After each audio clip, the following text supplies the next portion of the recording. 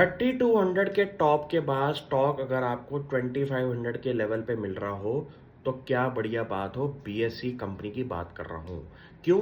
अगर आप ये सोचो कि नहीं, हमने तो स्टॉक तभी खरीदना है जब वो अपने 52 वीक लो के लेवल पे खड़ा हो, तभी हम एंट्री लेंगे। ये स्ट्रेटजी कभी कभी गलत हो सकती है। क्यों? ऐसा भी हो सकता है कि ये स्टॉक आपको उस लेवल पे ना मिले जहाँ पे आपका डिजायर्ड वैल्यू है। इसी स्टोरी पे अगर मैं आपको एक वे ऑफ थिंकिंग बताऊं, शायद आपकी प्रॉफिटेबिलिटी भी बढ़ जाए और आपका शेयर बाजार में काम करने का नज़रिया भी थोड़ा सा चेंज हो जाए। क्यों? सिंपल सी बात सोचिए कि कंपनी अगर आपको बीएससी स्टॉक जिसकी मैं बात कर रहा हूँ, वो आपको इतने बड़े डिक्लाइन पे अगर खड़ी हुई है कंपनी और एक रेंज बाउंड सिनेरियो पे इस टाइम सिचुएशन है, तो यहाँ पे आपको अपना दिमाग कैसे लगाना है कि अगर आपका विजन है कि मेरे को इसके 100 शेयर खड़े करने हैं, तो ज़रूरी नहीं होता कि एक बारी में आप 100 शेयर इसके खड़े करके बैठ जाइए। आपका ऐसा होना चाहिए तरीका काम करने का कि मैं हर इंटरवल पे 150 के इंटरवल पे इसकी क्वांटिटी इंक्रीज करने का माइंड बना चुका हूँ।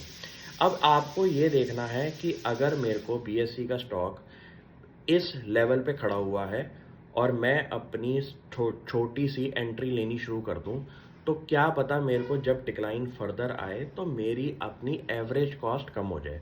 क्यों? ऐसा करने के लिए सबसे पहले दिमाग में एक चीज होनी चाहिए कि आप उसी कंपनी में पैसा लगाएं जिसके नंबर्स के अंदर आपको कॉन्फिडेंस है, जिसकी ग्रोथ एस्पेक्ट आपको दिखाई दे रही है, जैसे कि कंपनी का एक साल में प्रॉफिट डबल हुआ है। दूसरी चीज, नेट प्रॉफिट मार्जिन कंपनी का 22% से 25% पे इस टाइम खड़ा हुआ है। ऐसी चीजों में एवरेज डाउन करने में फायदा ही होगा, कभी नुकसान नहीं हो सकता।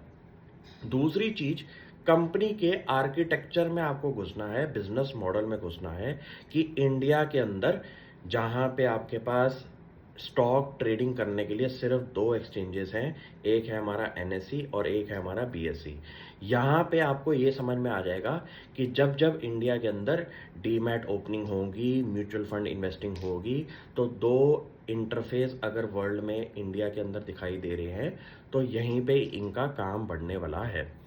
तीसरी इंपॉर्टेंट चीज क्या है कि इनके पास ऐसी क्या एडिशनल सर्विसेज हैं जिसकी वजह से इनके रेवेन्यू ग्रोथ और प्रॉफिटेबिलिटी ग्रोथ के अंदर आपको मजा आने वाला है फ्यूचर में। सिंपल सी बात है, इनका एक और सब्सिडरी खुली है, इंडिया आईएनएक्स, जो कि आपको ग्लोबल एक्सेस देता है वर्ल्ड की 30,000 कंपनियों के अंदर इन्वेस्टमेंट करने के लिए, जो कि मोर देन 33 कंट्रीज के अंदर अवेलेबल है। अब आप ये सोचिए कि इंडिया में बैठ के अगर आप एक ऐसा लॉगिन करें जहां पे आपको वर्ल्ड की 30,000 कंपनियों में इन्वेस्ट करने के लिए मौका मिल जाए।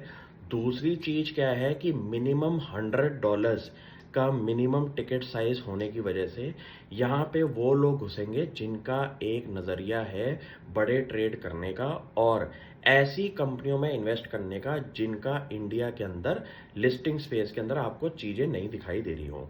अब आप ये सोचिए कि आप इंडिया में बैठ के ग्लोबल इन्वेस्टिंग करना चाहते हैं, तो आपके पास बीएससी का लॉगिन क्रेडेंशियल होना चाहिए, इंडिया आईएनएक्स, जो कि उनकी सब्सिडरी है। इस चीज़ों पे अगर आप फोकस करना शुरू कर देंगे तो आपके दिमाग में ऐसा नज़रिया होना चाहिए कि मेरे पास इस फलाना कंपनी के 100 शेयर तो होने चाहिए। अब उस जर्नी को कंप्लीट करने के लिए ज़रूरी नहीं है कि पहली बारी आपने इस कंपनी को पढ़ा और उसके 100 शेयर खड़े कर दिए।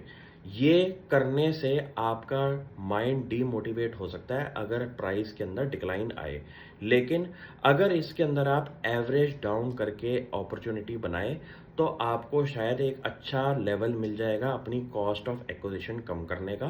दूसरी चीज, आपके दिमाग में ये रहेगा कि जब जब मार्केट के अंदर फॉल आया, मैंने इसकी क्वांटिटी इंक्रीज करके अपनी कॉस्ट ऑफ एक्विजिशन भी कम कर दी। इतना करिए और मुझे बताइए अगर आपकी ट्रेडिंग स्ट्रेटेजी के अंदर थोड़ा सा पॉजिटिव आउटकम आना शुरू हुआ है या नहीं। Thank you.